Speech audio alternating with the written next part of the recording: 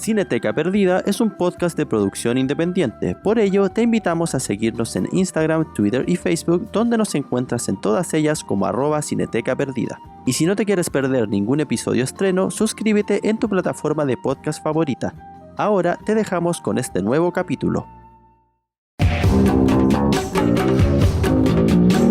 Sean todos bienvenidos y bienvenidas a un nuevo episodio de su podcast de cine favorito, Cineteca Perdida.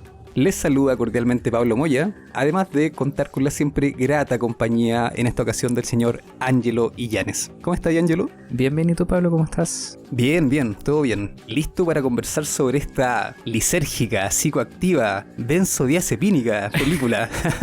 Buenas características. Claro, porque estamos hablando, ¿verdad?, de Fear and Loathing in Las Vegas, cinta estrenada en 1998, dirigida por Terry Gilliam y conocida en Latinoamérica como Pánico y Locura en Las Vegas, ¿verdad? En España creo que le pusieron Miedo y Asco en Las Vegas, si no me equivoco. Sí. Así que, antes de entregar un poquito de contexto sobre la realización de la película, Ángelo nos va a comentar de qué se trata. Dale nomás, compa. La película nos sitúa en el viaje que tiene que hacer el periodista Raúl Duke hacia Las Vegas junto a su abogado, el Dr. Gonzo. En este viaje frenético, donde tienen que ir a hacer unas notas deportivas y también a una convención de policías, cargada de drogas, un viaje tal como las características que tú le diste, Pablo, y muy psicodélico, y un viaje a ratos loquísimo, angustiante, incómodo.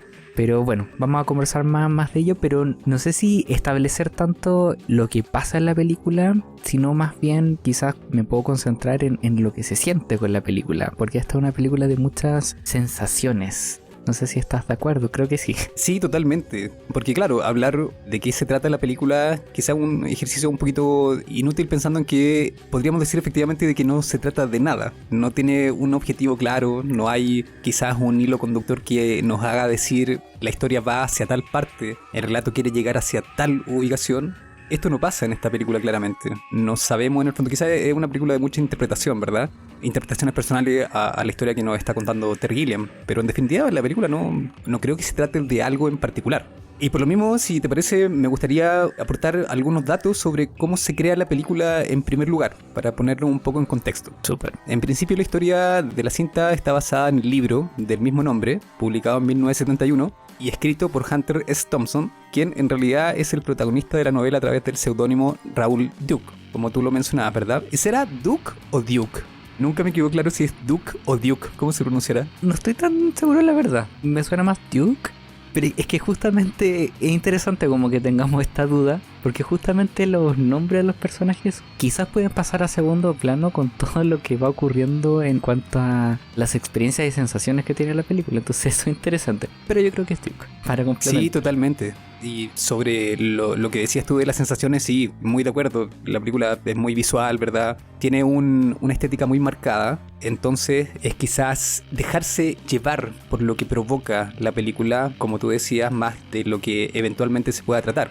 Siguiendo con el contexto, el origen de este libro que comentábamos, ¿verdad?, es muy interesante porque establece la idea de este escritor, Thompson, sobre una nueva forma de hacer periodismo, al que él mismo bautizó como periodismo gonzo, ¿verdad? Uh-huh. Que básicamente es una manera de hacer reportajes donde el periodista se ubica al centro de la noticia, influyendo en ella y muchas veces siendo su protagonista, hablando en primera persona, ¿verdad? Y claramente sin ánimos de querer ser objetivo. En resumen, es como dar más importancia al contexto del reportaje o noticia más que al hecho mismo.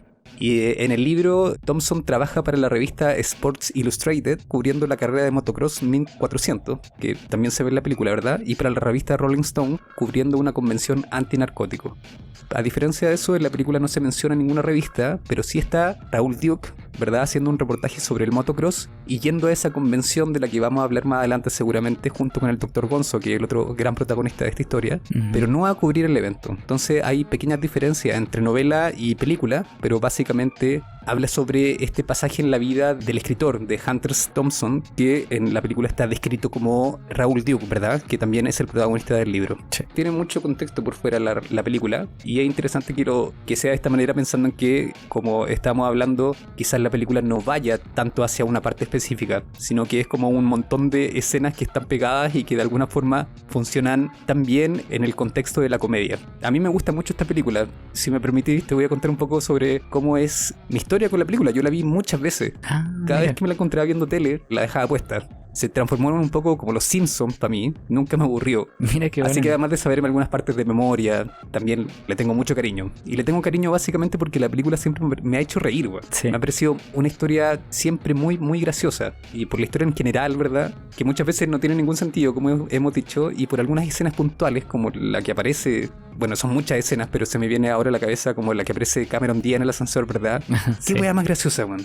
Entonces me hace pensar esta película en que, en definitiva, el producto final, ¿verdad? Es una especie de compilado de distintas escenas, de distintas imágenes que llegan a un trazado macro y que de alguna forma nos hace ver hacia cuáles son las intenciones reales de Hunter Thompson, de Terry Gilliam, ¿verdad? Y todo lo que se relaciona con la realización de la película. Qué interesante, porque quizás he mencionado en otros episodios donde hemos hablado de las películas de Terry Gilliam, que sigo mucho la carrera de este director, pero esta película solamente la había visto una vez. Hace mucho tiempo que no la volví a revisitar, entonces tenía recuerdos bien vagos, la verdad.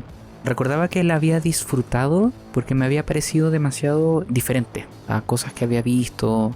Tenía los recuerdos de que era una película extraña, graciosa, pero solamente adjetivos bien vagos. Y ahora al revisitarla me reencontré con esas sensaciones. Quizás voy a repetir esa palabra harto hoy día. ¿Ya? Pero además con los elementos visuales, una comedia bien particular, comentarios también de la época, del Estados Unidos de la época. También al conocer más del contexto de la película también empiezo a entender todo lo que ocurre detrás. Todo lo que tú estabas comentando de dónde está basada la película, ¿cierto? Como el material original de la historia de Hunter Thompson.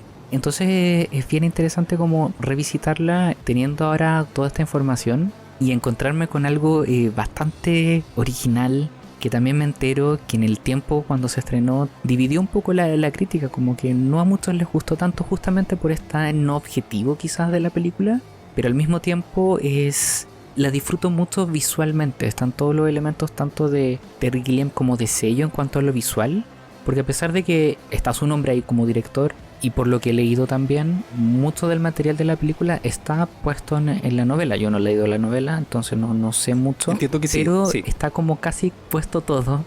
Entonces es bien interesante ver esa mezcla como de estilos y verlo todo esto puesto en una película que es extrañísima, pero que al mismo tiempo disfruto mucho. Sí, es bien extraña la película.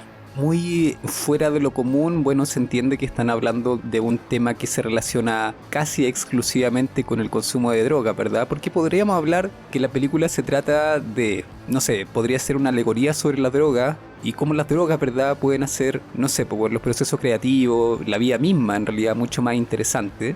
Y alegoría digo porque ni de asomo, claramente en la película existe algún nivel serio de criminalización, ¿verdad? O estigmatización sobre las drogas, ¿verdad? Ajá. De hecho, lo que pasa en la convención antinarcótica es como Raúl Duke, ¿verdad?, diciendo fuck the police. Claro. Literalmente fuck the police a todos los jóvenes que estaban ahí. Pero después, por otra parte, podríamos decir que, no sé, pues se trata de la decadencia, ponte tú, de la sociedad norteamericana en tiempos de contracultura. Claro. Porque tiene mucho también eso la película de hablar de la contracultura de los 60, ¿verdad? Y precisamente es un lugar como Las Vegas, donde esta idea se puede ver completamente exagerada, como nos muestra Terry Gilliam, ¿verdad? Con Raúl Duke en algunos pasajes, ¿verdad?, relatando esta situación de decadencia, mientras va mostrando distintas caras de las personas que van a apostar a estos casinos, ¿verdad? Y se hace la salvedad de que, de hecho, visiblemente a algunos se les ve como muy afectados por el juego. Claro. Quizás estoy divagando mucho antes de poner claridad a qué es lo que pasa finalmente con la película, cuáles son sus personajes y todo. Pero como tú mismo decías, es tan extraña la película quizás que uno no sabe de a dónde aferrarse para poder ir un poco explicando cuáles son los motivos, ¿verdad? Sí. Entonces siento de alguna forma que la película pretende mostrar quizá una sensación de cansancio, ¿verdad? Como en esta lógica de el show tiene que continuar. En algún punto Duke dice algo así como refiriéndose a las personas que están como mobiliario en los casinos, ¿verdad? Ajá. ¿Quiénes son todas estas personas? ¿Por qué están aquí? ¿Cachai? Y de repente como que entre pasajes se pega este tipo de reflexiones sobre la decadencia de toda una comunidad, ¿verdad? También podemos hablar de que la película tiene mucho de crítica social y política. Claro. Así que igualmente podría ser un análisis sobre la sociedad entera en su conjunto. Ujú. Como la ilusión del sueño americano, que es un concepto que está referido y largamente a través de la película. Y esto reafirma un poco que las cosas te van a salir bien porque está en la tierra de las oportunidades. Estoy haciendo como la interpretación de lo que pienso que quisieron decir los creadores de la película, ¿verdad? Sí, total. El sueño americano reafirma esto, que las cosas te van a salir bien porque está en la tierra de las oportunidades, pero nada más falso pensando en que, no sé, pues, bueno, refiriéndonos a personajes de la película. Un artista, que es el personaje de Christina Ricci, Ujú. una camarera, que es el personaje de esta actriz, que no recuerdo el nombre, pero que está hacia el final de la película, Sí. en el restaurante. Una serie de personajes menores que van como siendo golpeados por las circunstancias del relato. Entonces el sueño americano me imagino que obviamente está referido como una especie de sátira, bien digo, y no como lo que se pensó en un inicio al conocerse este concepto, ¿verdad? Crítica a la guerra también hay. También, Y sí. se ubica mucho en un nivel de sinsentido. Tal como cuando estáis drogados hablando puras estupideces, ¿verdad? Y lo digo puntualmente Ajá. por la escena del motocross, cuando se está cubriendo este evento y cuando llegan estos cazadores que están como que nada que ver en la parte donde están. Y Duke se lo imagina todo como en un acto bélico, no sé si te acordáis. Sí, Y además sí, sí. tiene la película todo este discurso del Dr. Gonzo contra la guerra de Vietnam, ¿verdad? Que es como una víctima de la guerra de Vietnam. Entonces, claro, podríamos decir que efectivamente la película se trata de todo esto, pero no lo expone de manera tal que se pueda seguir un relato lineal respecto a cada uno de estos puntos. Como que están presentes todas estas cosas, pero de alguna forma no se sienten tratadas en su completa dimensión. Entonces yo creo que la película se trata también mucho de complementos en temas tan diversos como los que acabamos de mencionar, ¿verdad? Sí, no, estoy muy de acuerdo y me llama mucho la atención explorar todas estas temáticas, pero sin profundizar tanto en cada una de ellas, sino que son como pequeños esbozos de lo que se podría tratar de la película, o cuáles son las segundas lecturas que le podemos dar, o lo que nos quiere plantear en cuanto a las ideas. Al menos el que a mí me queda como más presente, bueno, además obviamente de todo lo que tiene que ver con las drogas, es esta búsqueda del sueño americano en la época particular, en los 70, y que sea un destino como Las Vegas, donde está todo exacerbado, como toda esta gente apostando, donde es despilfarro de dinero y de entretención y lujuria, y es como qué particular que sea este lugar donde estén los personajes. Entonces, de alguna forma, donde estos personajes también están teniendo excesos, tampoco los podemos juzgar. Y la película tampoco toma esa posición como de moralizar, como decías tú. Claro. Todo lo contrario, como que nos va mostrando como las experiencias que van teniendo ellos con distintas sustancias, pero no vemos como la decadencia de las drogas en estos personajes. Claro. Es bastante incómodo porque vamos viendo cuando de alguna forma están como, no sé qué otra palabra ocupar, pero como en la volada de cada droga. Claro. Y luego como en la bajada. Sí. Y esa bajada es bien incómoda, tanto para ellos como para nosotros como espectadores, porque los vemos como en la realidad. Y eso me gustó mucho, porque bueno, cada experiencia que van teniendo con las drogas va siendo retratado visualmente diferente también, en cuanto a los ángulos que se utilizan, Sí, al diseño de producción que hay en cada pasaje con cada una de las drogas que utilizan. Sí. Me gusta mucho como la bajada que hay, esta sensación de como que hubiera un síndrome de abstinencia y los vemos demasiado incómodos, y después de salir como de estas alucinaciones vemos como dónde están realmente, y es tanto incómodo para ellos, incómodo para nosotros. Entonces me gusta mucho como ese viaje literal y metafórico que hay con las drogas también. De hecho, una de las primeras, y si es que no es la primera línea que dice el personaje de Raoul Duke, Ujú. y nos vamos en el viaje como inmediato. Ah, Y ¿verdad? empieza Sí. a sentir que Sí, están sí. los murciélagos alrededor y qué sé yo. Claro. Desde claro. un inicio, desde el primer punto, es como, ok, vamos a estar en esta con ellos. Y me gusta mucho que sea consistente hasta el final. Eso puede ser un poco agotador, quizás, Ujú. y entendería a lo mejor a quienes les puede agotar, porque se vuelve un poquito repetitivo, pero al mismo tiempo es bien interesante como esta exploración. Entonces me mantiene todo el rato como entretenido y queriendo saber qué es lo que está ocurriendo. al menos yo como espectador estoy tratando todo el rato como de entender qué es lo que está ocurriendo o cuál es el objetivo. Y eso es bien interesante porque quizás no hay un objetivo en particular. Claro. Quizás yo lo estoy buscando, estoy esperando que lleguen a algún lugar, que se llegue a algún punto, que se resuelva algo en particular, pero al final es solamente como la experiencia en sí.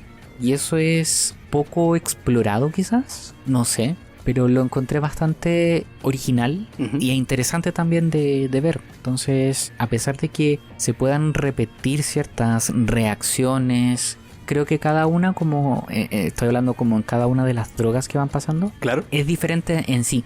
Y eso, claro, trae todos los momentos más graciosos de la película. Sí. Bueno, quizás vamos a hablar también de las actuaciones, sobre todo la de Johnny Depp, que es Claro. muy graciosa. Pero todos esos elementos me gustan mucho de cómo vamos viviendo con ellos la experiencia. Y es bastante... Por eso quizás también retomo la palabra incómoda, pero incómodo como en sensaciones físicas quizás. El personaje de Benicio del Toro, el Dr. Gonzo, también vomita mucho. Entonces como que Claro. tenemos como todos estos momentos donde vamos sintiendo con ellos. Y dije al principio, y voy a seguir ocupando la palabra sensaciones, y es una película que me transmite mucho eso también. Las vivencias como físicas que van teniendo también estos personajes, y eso lo encuentro bien retratado. Sí, totalmente. Bueno, estoy muy de acuerdo con lo que acabáis de mencionar. Y rescato dos cosas en particular sobre esta escena que tú dices, ¿verdad? Que es la primera línea de diálogo de Raúl Duke. Claro, yo también lo noté. Porque al principio se muestra la película como en plan road movie, ¿verdad? Cuando le van contando al personaje de Tobey Maguire un montón de cosas que no tienen absolutamente ni un sentido. Claro. Y esto es justamente después de la frase que tú dices, que es como que Raúl Duke dice, y ahora es cuando nos pegan, cuando nos Claro, pegaron las eso. drogas. Entonces los hueones ya se habían drogado antes de que empezara la película. Claro. Los personajes estaban full arriba, high, cuando detienen el auto y se llevan al Tobey Maguire, que no cacha ni una. Y ahí se puede obviamente cachar cuál va a ser el tono de la película que se mantiene durante todo el metraje. Y esa escena dura como 15 minutos, sí, es bien Sí. larga. Sí. Y tienen como estos montajes en donde se puede ver cuáles son, en principio, las razones de por qué Raúl Duke y el Dr. Gonzo se arrojan en este viaje, ¿verdad? Bueno, antes de que se me vaya el otro punto que quería rescatar de lo que estabas diciendo, Ajá. sí, yo también coincido con el hecho de que las imágenes se van transformando toda vez que se consume esta o esta otra droga. Todo se muestra tan onírico como frenético, ¿verdad? Porque la estética obedece justamente los efectos de la droga en los personajes, pues claramente no todas las drogas ofrecen el mismo efecto. Así que esa sensación, y me tomo también de esa palabra, así que esa sensación visual, ¿verdad?, de permanente confusión, como que plantea la idea de estar siempre con la realidad distorsionada. Y hacia adelante la película como que se va desenvolviendo en distintos temas. Pero lo central de esto, en un inicio, es que nos tenemos que dar cuenta de que Raúl Duke es enviado a cubrir un evento deportivo, que es el Motocross 1400, y este se desarrolla muy cerca de Las Vegas. Entonces, bajo ese pretexto, estos dos personajes que están fuera de tono respecto a los tradicionalismos de la época en Estados Unidos, ¿verdad? Y que son obviamente locos por las drogas, van en este viaje que sirve de excusa. Y ni siquiera de excusa, porque me imagino a estos personajes consumiendo todo tipo de droga en el contexto que fuere. Así como que valían completamente el consumo de drogas para que la vida sea más interesante, en definitiva. Claro. Entonces, claro, tienen como todo este pretexto de la carrera, de ir a cubrir todo esto. Nunca me quedó claro en todas las veces que vi la película si es que efectivamente esta convención antinarcóticos también tenía que ser cubierta por el personaje Raúl Duke. Lo que pasa es que en el libro se hace referencia a esto también, a esta convención antinarcótica, y se dice expresamente de que la revista Rolling Stone envió a cubrir este evento a Raúl Duke y la misma fecha o separados por muy pocos días, dice el libro, en la realidad son, me parece que un mes. Ya. Hay una diferencia entre estos dos eventos, ¿verdad? Entre el motocross y entre esta convención antinarcótico. Entonces, no me queda claro si efectivamente Raúl Duke va a cubrir esta convención antinarcóticos, pero bueno, sea como sea, se ocupan en la película de mostrar estos dos grandes acontecimientos en el viaje que realizan estos dos personajes, y lógicamente en estos dos acontecimientos el comportamiento de Raúl Duke y de Dr. Gonzo obviamente obedece al consumo de drogas y a lo que es su idea de sociedad, en definitiva, yo creo. Sí, ahora que mencionas esta convención, a mí me dio la sensación de que fue como un poco como casual. Y así como que lo vi lo gracioso, o quizás yo no me di cuenta y para mí fue como casualidad que estuvieran justo ahí y se cubriera como ese evento. Pero no sé, quizás no estoy en lo cierto, pero yo lo tomé así como que se toparon con esto y había que cubrirlo, y eso fue como lo gracioso para mí. Porque tienes como esa comedia donde ocurren cosas de la nada o por casualidad nos vamos topando con ciertas situaciones o ciertos personajes porque sí. Y al menos para mí ahí como que estaba como lo gracioso de las situaciones. Claro, en definitiva, muy impredecible el Eso, guión sí. de la película. No es como advertible lo que va a ir pasando No, para en la nada. medida en que los personajes se arrojan a esta postura de autodestrucción. Ujú. Pero una autodestrucción que está perfectamente visada por los mismos personajes. No tienen ningún tipo de problema en, primero, en una situación tomar mezcalina, después un paño con éter, ¿verdad? Y Claro. después terminar full en viaje de LSD. No Ujú. tienen ningún reparo con eso. Sí. Los tipos viven la vida a través de la droga y la droga es el elemento que les da la oportunidad de quizás hacer más interesante su propia vida y a lo que ellos se dedican en definitiva. Claro. Siento también, Angelo, que la película, si bien como que queda no del todo cohesionada en el macro, ¿verdad? En la película como producto final, Ujú. son muchas las escenas que están súper bien logradas, weón. Sí. Entonces siento que la individualidad de esa escena funciona súper bien en la película y quizás se desajusta un poco cuando se ve como un producto entero, ¿verdad? En ese sentido, puta, se me vienen un montón de escenas a la cabeza, como cuando llegan a registrarse, ¿verdad?, al primer hotel, y digo Ujú. que está en viaje de LSD y ve a todo el mundo como lagartos gigantes, ¿verdad? Oh. Y eso también tiene que ver con que el LSD tiene esos efectos, porque te hace alucinar. Entonces claramente hay una relación entre droga y efecto que está mostrado en la película. O cuando llega la cerda, ¿verdad?, este fotógrafo a la habitación de Duke y el Sí. Dr. Gonzo, y Duke se ve como en la guerra, Ajá. mientras este otro weón del Dr. Gonzo le sigue todo el juego y está como sentado súper serio con lente al estilo Pinochet, weón. Y se ve como todo muy, muy serio, ¿cachai? En una situación que claramente es muy graciosa. Sí. La escena del ascensor, ¿verdad? La que hablábamos hace un rato, y las primeras muestras de violencia del Dr. Ujú. Gonzo, porque finalmente es el personaje más violento, weón. Claro. Es heavy lo agresivo que puede llegar a ser, y en algún punto Raúl Duke habla de todo lo peligroso que puede llegar a ser una persona violenta y encima con mucha droga en el cuerpo. Claro. Entonces, sí hay cierta racionalidad en medio de este consumo desenfrenado de drogas, o cuando llegan a ver a la Debbie Reynolds, ¿verdad? Y Dr. Gonzo queda para la cagada, Ujú. porque había mezclado con mezcalina, después éter, después LSD, después llegan a la pieza y tienen toda esta escena del cuchillo y Sí. Jefferson Airplane en la bañera, ¿verdad? Y todo resulta pero muy, muy, muy gracioso. Yo me cago en la risa con todas las escenas de la película. Bueno, no con todas, pero sí con una gran parte. Y siento eso, que las escenas están muy bien construidas, pero quizás un poco se pierdan en la suma y resta total de las virtudes y de ventaja de la película. Sí, es que estoy de acuerdo, como que está construida por estos momentos que son muy graciosos, pero que están súper bien hechos, desde el punto de vista como de la comedia, de lo físico, lo visual. Pero claro, no hay una cohesión completa, entonces quizás sí, se pierde a lo mejor el por qué estamos como insertos en esa situación. ¿Qué nos llevó a esa situación y cuál es el siguiente paso? Entonces claro, ahí se puede perder un poco la película, pero sí son muy buenos momentos los que la construyen. Ahora que mencionaste varios pasajes, sobre todo el de estos personas lagartos, la estaba viendo ahora, preparándome para el podcast, ¿Ya? y lo encontré demasiado gracioso y dije, ¿qué está pasando? Esto lo encuentro demasiado bueno. Y así con varias más, como todas las que mencionas. Y ya quizás me adelanto un poco, pero quizás ya hacia el final de la película, cuando están con la camarera, es una secuencia también bastante incómoda, porque ahí ya vemos toda la violencia que tiene el Dr. Gonzo Sí. y esta pobre mujer sufriendo. Entonces me gusta que cada uno de estos momentos que pueden estar aislados están súper bien construidos y como que realmente son súper atrapantes. Cada uno de ellos los recuerdo como si fueran como mini episodios dentro de la película, porque claro, está como el pie forzado quizás de la droga con la que se mueve como esa secuencia, una situación en particular, un escenario en particular. Entonces son como estos mini episodios los que las van construyendo, pero insisto que están muy bien hechos porque me funcionan. Me funcionan en cuanto a lo gracioso que pueden ser, a lo atrapante visualmente.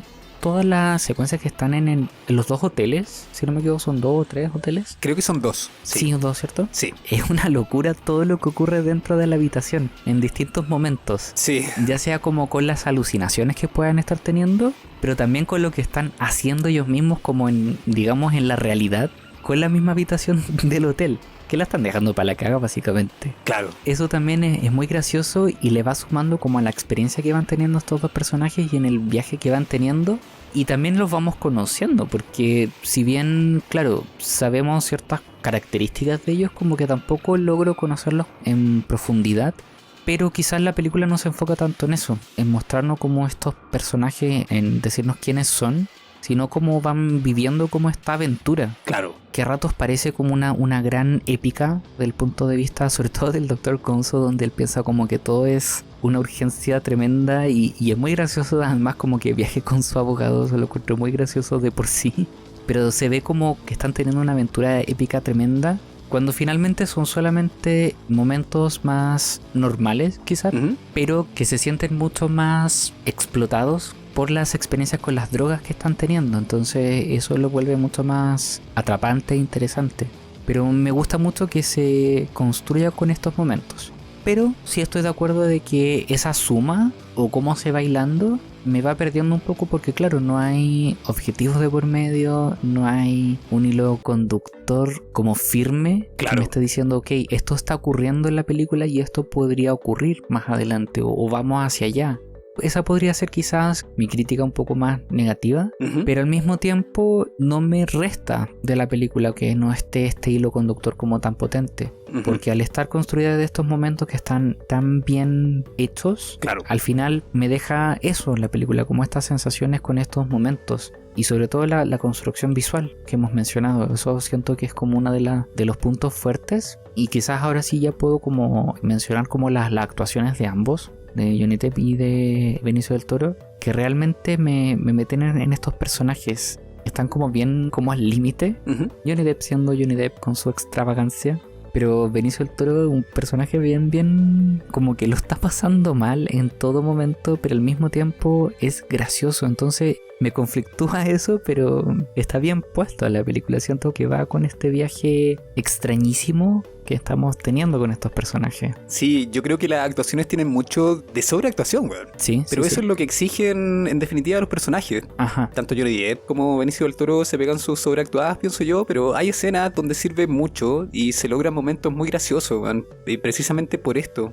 Pero quizás para mí en otros pasajes de la película tiende a ser quizás un poquito molesto. Esto de que Johnny Depp, por ejemplo, sea tan demasiado histriónico, como que me pega un poquito, pero en realidad no, bueno, el trabajo de los dos está bien para lo que exige en definitiva la película. Son personajes extraños a cargo de interpretaciones que logran llegar a ese nivel como de excentricismo. Claro. Y sí, también coincido en eso de que la película no quiere desarrollar los personajes, los mantiene así estacionados en lo que son en definitiva, en su postura muy apegada al consumo de drogas y teniendo esto como forma de vida, lo que podríamos advertir que es su forma de vida, ¿verdad?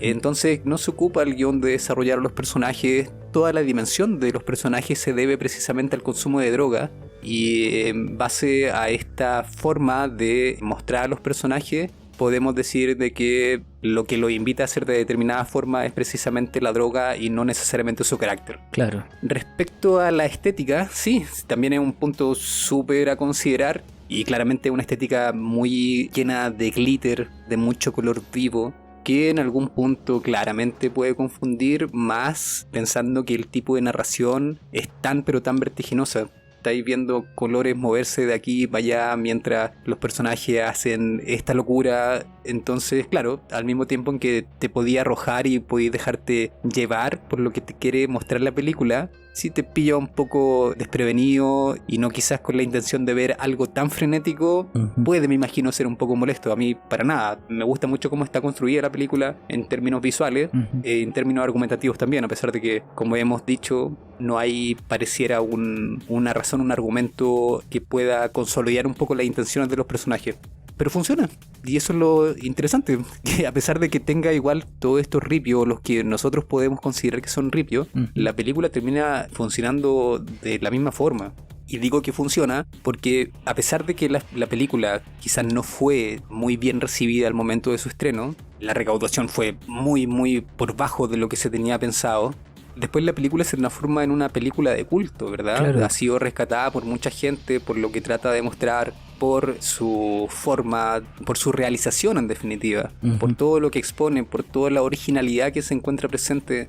Entonces sí podemos decir que efectivamente funciona, que es del gusto de la gente, quizás no con los gustos más tradicionales, pero sí puede ser un producto perfectamente disfrutable si es que te querís cagar de la risa un rato. Y pareciera de que no importa tanto el hecho de que no haya un argumento macro que nos vaya un poco explicando o de alguna forma posicionándonos dentro del relato. No importa, porque las escenas por su propio lugar hacen esa pega. A mí me parece que la dirección, el guión están súper bien ajustaditos, weón. Entiendo de que hubo una serie de directores a los que se les ofreció hacer esta película, pero muchos dijeron de que era imposible llevar una novela de estas dimensiones a la pantalla grande. Claro. Y uno de los pocos que aceptó, bueno, no voy a carrilearme, no voy a decir que fue el único que aceptó, pero entiendo que muchos directores no quisieron hacer la película porque pensaron que el libro no era adaptable de buena manera hacia la pantalla grande. Terry Gilliam tomó el proyecto claramente y a juzgar por lo que ha hecho Terry Gilliam en su carrera cinematográfica, lógicamente era el indicado para poder asumir la realización de esta película. Claro. Terry Gilliam es un tipo que constantemente convive como director con los colores apoteósicos y con las narraciones ultra rápidas. También tiene toda esta forma de ver la comedia a través de su experiencia en Monty Python, ¿verdad? Entonces era el tipo adecuado para poder encauzar, si es que se puede, esta historia de alguna manera. Total. Podríamos un poco hablar sobre quién efectivamente fue Hunter S. Thompson. Dale. Bueno, sabemos que es un escritor, ¿verdad? Fue un tipo súper rebelde en su adolescencia, al punto que después de alistarse en la Fuerza Aérea, en los 50, ¿verdad? Y trabajar un par de años en ella, y lugares relacionados a la Fuerza Aérea, fue dado de baja de manera honorable por ser una persona completamente inclasificable. Eso dijeron sobre él en las Fuerzas Armadas. En la universidad tiene un acercamiento con el movimiento beat, ¿verdad? Que pudo haber tenido o no cierta influencia sobre él. Y la futura creación del periodismo gonzo, ¿verdad? Claro. Está su primer gran artículo, que se trató de la pandilla de motoristas Hells Angels, con quien había compartido un año como parte del grupo escribiendo distintos textos. Después de que la pandilla le exigieron pagarles por eso, Thompson se negó y le sacaron la cresta. De ahí se conoce su caso, ¿verdad? Estamos hablando de principios de los 60 más o menos. De ahí se conoce su caso y le llovieron las ofertas laborales. La Rolling Stone publicó gran parte de ese trabajo, ¿verdad? Y con Thompson siendo colaborador de la revista hasta hace poco antes de su muerte, ayudando a que la revista diversificara un poco sus temas más allá de la música. Entonces, lo que pasaba con Thompson es que crea este tipo de periodismo después de haber escrito un trabajo que se llamó The Kentucky Derby in Decadent and Depraved, que era encargado por una revista, no me acuerdo el nombre, y a partir de este trabajo emerge el periodismo gonzo, pero emerge porque todo este estilo se vio reflejado porque Thompson no tenía nada que entregar en la fecha límite, ¿verdad? Y se puso a escribir cualquier wea. Entonces más adelante le va a pasar lo mismo con algunos artículos de la Rolling Stone, que es básicamente poner al periodista por delante de la noticia y desde ahí entregar un reportaje. Claro. Entonces, en base a eso se construye lógicamente la película y se construye la carrera como escritor y periodista de Thompson. Incluso el tipo, gozando con una mediana fama en los 60, pudo incursionar en la política, me parece que para ser sheriff de un pueblito en Colorado, perdiendo por súper poco.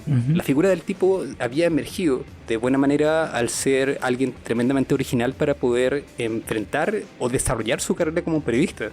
Entonces es súper fascinante la historia de este gallo y creo que queda súper bien retratada. De hecho tiene la venia, tiene la aprobación completa de Thompson, la película en su realización, para poder después estrenarla. El trabajo de Johnny Depp a Thompson le pareció súper bueno. De hecho se hicieron muy amigos los dos. Entiendo que Johnny Depp pasó algunos meses con Thompson para de alguna forma captar el personaje, para poder moverse como él, para poder hablar igual que él, para poder tener sus mismos gestos. Quedaron tan amigos que incluso después de que Thompson se suicida, el 2005, Johnny Depp es el encargado de esparcir sus cenizas que la tiraron no sé de dónde crees. Wow. Pero sí, quedaron siendo muy amigos y Thompson finalmente tiene toda su aprobación sobre esta película, que habla de una parte de la vida del tipo. pero obviamente nos dice de qué manera se pudo desarrollar él después como un periodista o como una persona que hacía este tipo de trabajo, ¿verdad? Súper interesante la verdad lo que comentas. Yo no tenía mucha idea como de su contexto de vida, pero ya contándome todo esto como que queda bastante claro como en la película también con la personificación de Johnny Depp. A pesar de que claro, es solamente una parte y nos enfocamos en una de los pasajes de su vida, pero todas estas características quedan bien puestas en la película. Entonces encuentro bien interesante que se dé eso. Y creo que a veces puede pasar por ahí como estas críticas mixtas que recibió la película, donde se intentó quizás retratar como bien fielmente el libro o las vivencias y quizás no funcionan tanto. Lo hablo desde cómo lo recibió la crítica en la época y los comentarios que se hicieron es en estos no objetivos que tiene la película, etcétera, que hemos estado comentando. Pero queda bien retratado tanto la vivencia como este momento como el libro en sí. Yo no lo he leído, pero por lo que he visto ahora queda bien plasmado. Es bien interesante como este pasar de un medio a otro. A veces se pueden perder ciertos elementos. Hablo como de una novela, una película. Pero acá queda bien retratado como la experiencia en sí. Y a pesar de que puede ser como esta crítica negativa que a lo mejor puedo tener de que no tenemos un objetivo o no logramos conocer a los personajes, qué sé yo, quizás no era el objetivo en sí, porque, y estoy de acuerdo contigo, la película me funciona completamente. Lo que pretende hacer, ya sea con todos estos momentos que vamos viendo, las secuencias me funcionan muy bien. Entonces me quedo con eso al final porque es una película que se logra disfrutar mucho.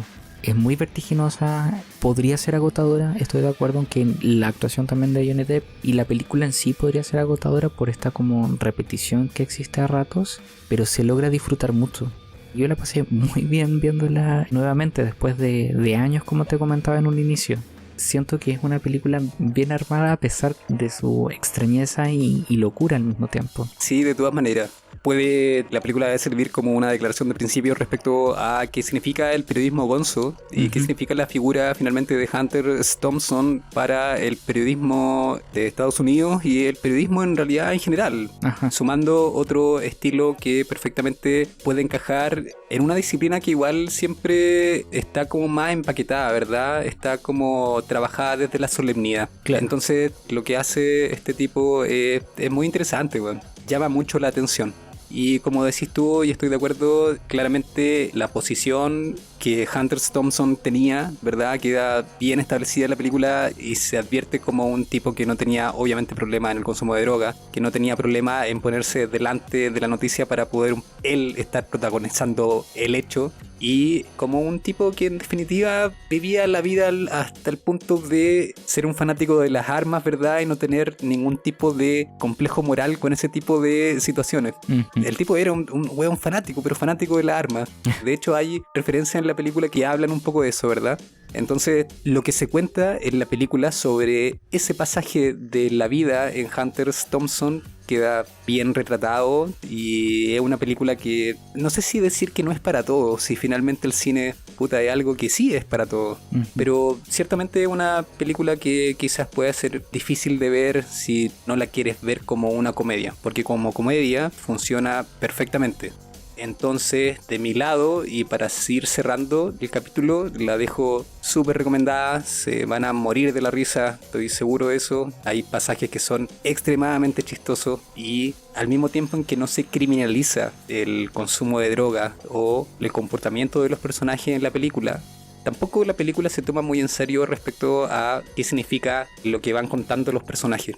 Entonces, como una comedia y como una película que se toma con ligereza la drogadicción, me parece que cumple con lo que quiere ofrecer. Sí, yo me sumo a eso. Yo también una película que la recomiendo. Y sí, me queda dando vuelta como esta idea de quizá la predisposición o el estado como para ver esta película. Y es una película para pasarla bien, disfrutarla, porque sí, es una comedia al fin y al cabo. Y verla como tal, la puedes disfrutar mucho más. Entonces, para quienes no la han visto, yo la recomiendo mucho. Para mí fue súper interesante revisitarla después de tantos años.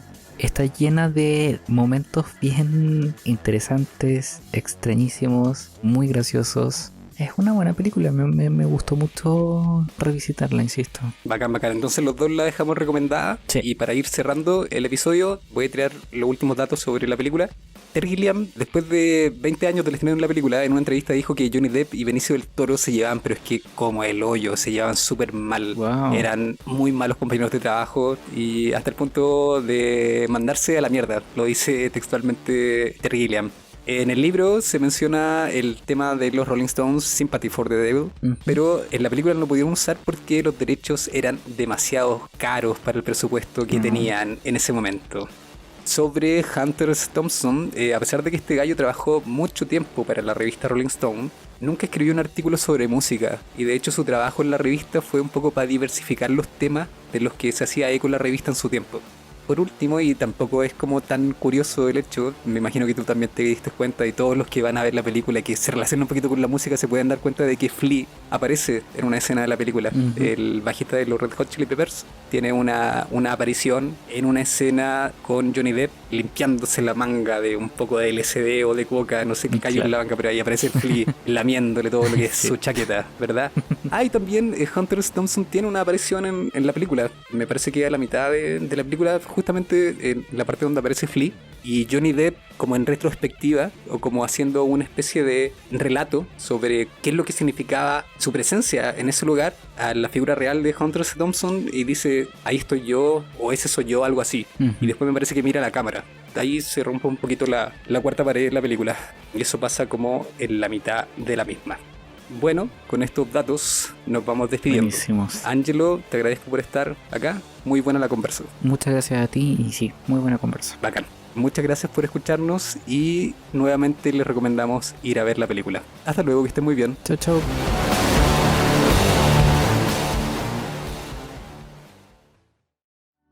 Además de Cineteca Perdida, te recomendamos que escuches El Álbum Esencial, nuestro podcast hermano donde se analizan importantes discos en la historia de la música. También te recomendamos a nuestro podcast amigo Se Escucha Desde Acá, con toda la entretenida conversación de Carlos Huerta y Felipe Chandía. Te esperamos en el próximo episodio.